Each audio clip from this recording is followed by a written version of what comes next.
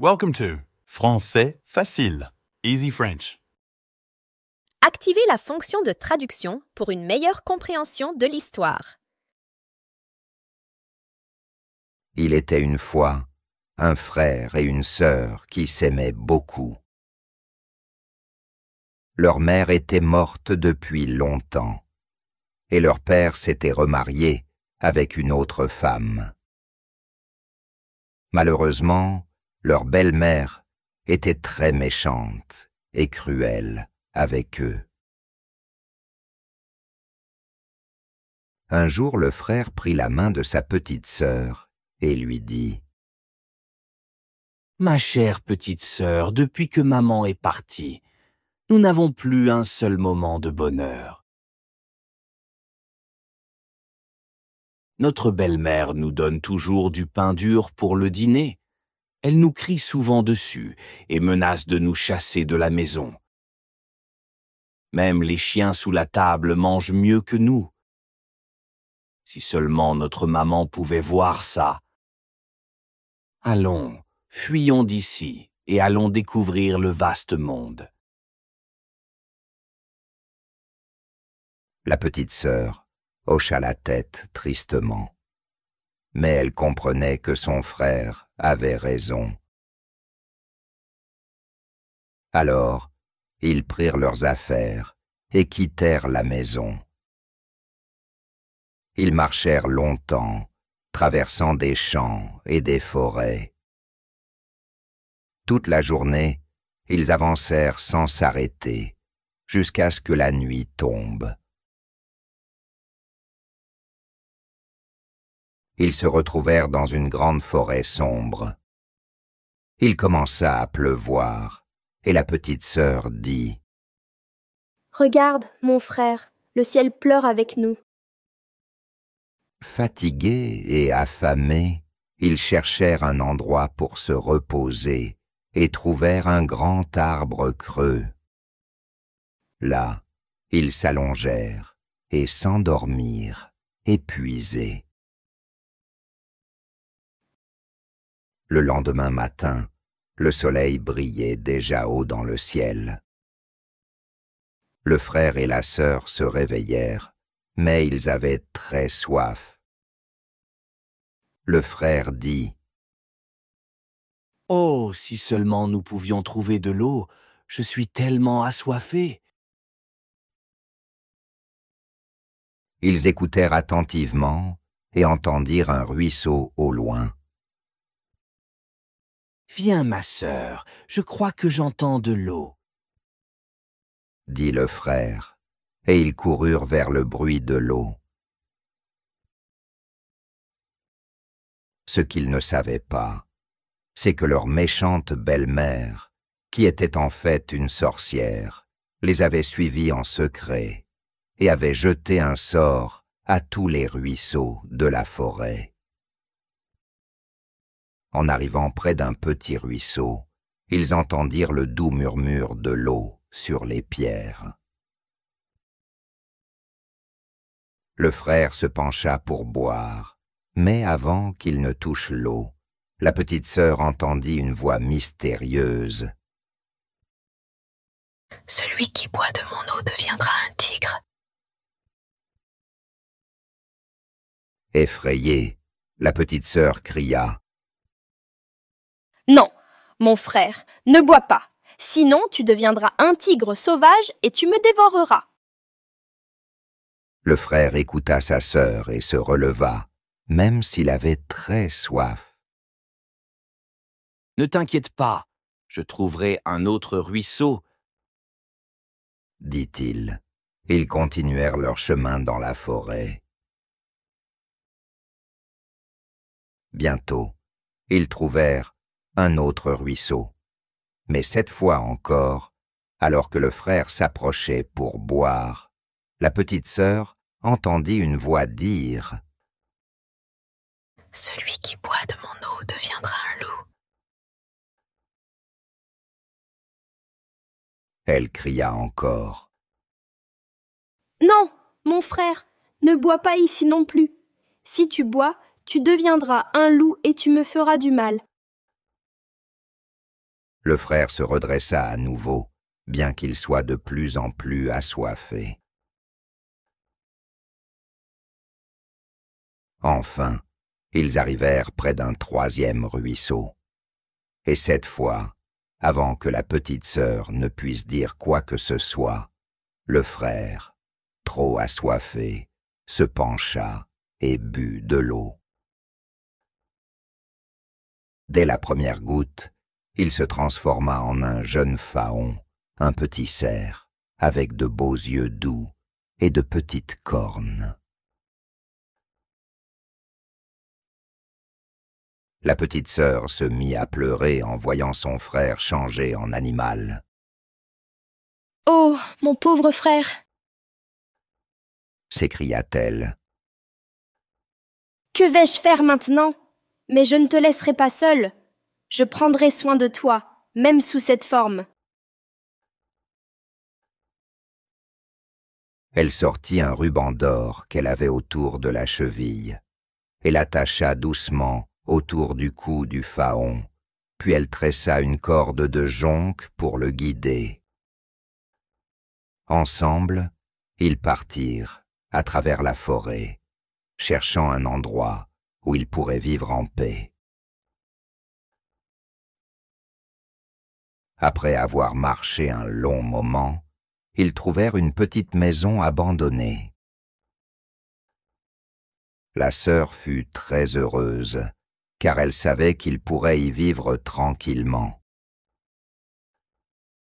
Elle prépara un lit doux pour le faon avec de la mousse et des feuilles sèches.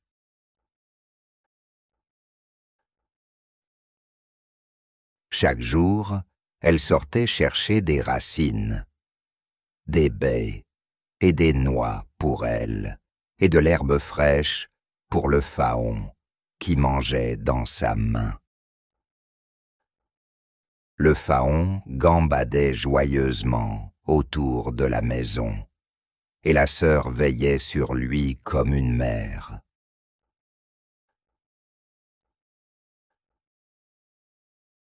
Le temps passa, et la petite sœur devint une belle jeune fille. Le faon, lui, grandit et devint un magnifique cerf. Un jour, une grande chasse arriva dans la forêt, avec des chevaux, des chiens et des chasseurs. Le cerf entendit les bruits et devint très excité.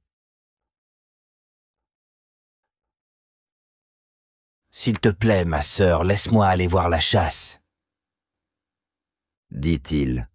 La sœur était inquiète, mais elle finit par accepter. « D'accord, mais sois prudent. Et quand tu reviendras, frappe à la porte et dis « Petite sœur, laisse-moi entrer. » Le cerf hocha la tête et courut joyeusement dans la forêt.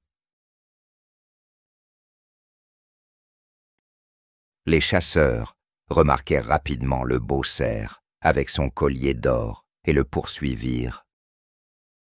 Mais le cerf était rapide et réussit à leur échapper.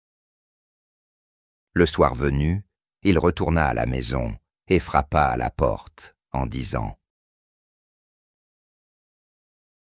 Petite sœur, laisse-moi entrer. » La sœur, soulagée de le voir sain et sauf, ouvrit la porte. Quelques jours plus tard, la chasse revint dans la forêt. Encore une fois, le cerf ne put résister à l'envie de courir avec les autres animaux. « Je t'en prie, laisse-moi y aller encore une fois. » dit-il à sa sœur. Elle accepta à contre-cœur. Mais cette fois, un des chasseurs réussit à le blesser à la patte avec une flèche. Boitant, le cerf réussit à s'échapper et rentra chez lui. La sœur soigna sa blessure, et le cerf, se rétablit rapidement.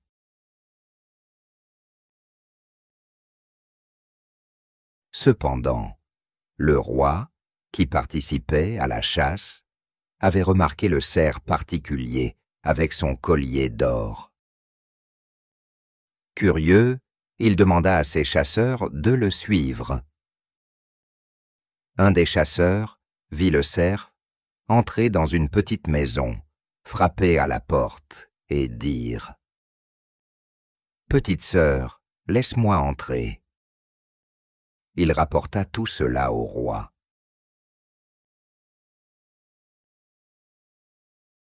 Le lendemain, le roi décida de se rendre lui-même à la maison. Il frappa à la porte et dit « Petite sœur, laisse-moi entrer ». La porte s'ouvrit, et là, devant lui, se tenait une jeune fille d'une grande beauté.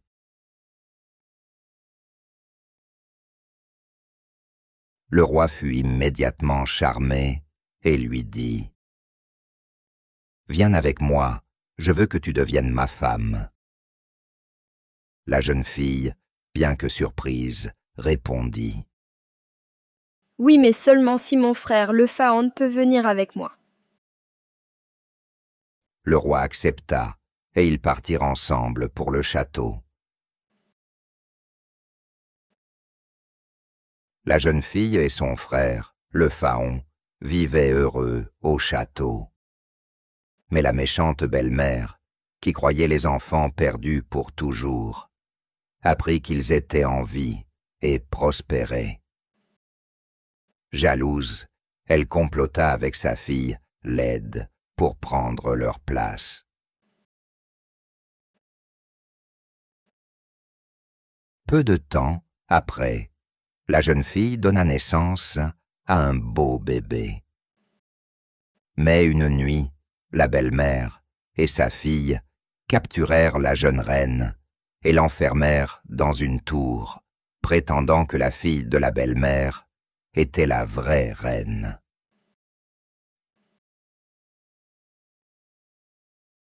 Toutefois, chaque nuit, la véritable reine venait discrètement dans la chambre de son enfant pour l'allaiter et veiller sur lui. Une servante finit par s'en apercevoir et avertit le roi. Intrigué, celui-ci décida de rester éveillé pour découvrir la vérité.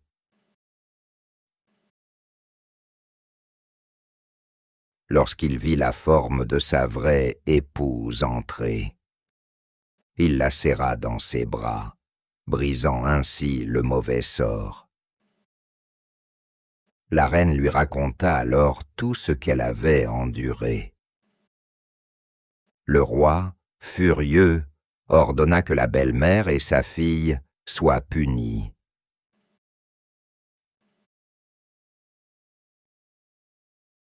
La belle-mère fut chassée du royaume et sa fille fut condamnée.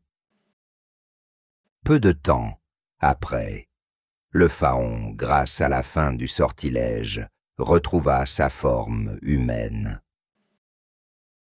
Le frère et la sœur vécurent heureux pour toujours au château avec le roi et leur enfant.